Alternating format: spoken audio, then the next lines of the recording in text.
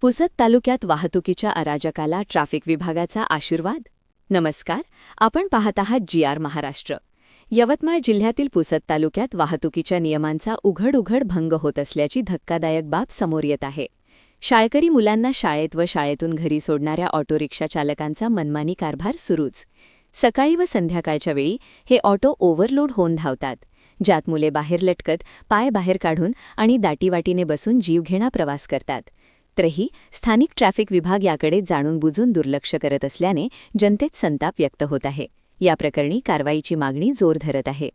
इथे रोजच्या दृश्यात ऑटो रिक्षांमध्ये मुले असुरक्षितपणे बसलेली दिसतात. एका स्थानिक पालकाने सांगितले, मुलांचा जीव धोक्यात टाकून हे चालक पैसे कमावतात, पण ट्रॅफिक पोलीस कुठे आहेत? याशिवाय महत्त्वाची बाब म्हणजे प्रवासी वाहतुकीसाठी पुसद, माहूर, पुसद ते उमरखेड वापरल्या जाणाऱ्या प्रायव्हेट क्लोजर गाड्यांमध्येही लोक उभे राहून प्रवास करतात, ज्यामुळे अपघाताचा धोका वाढला आहे. या क्लोजर गाड्यांना परमिट आहे की नाही? काही गाड्या एक्सपायरसुद्धा आहेत.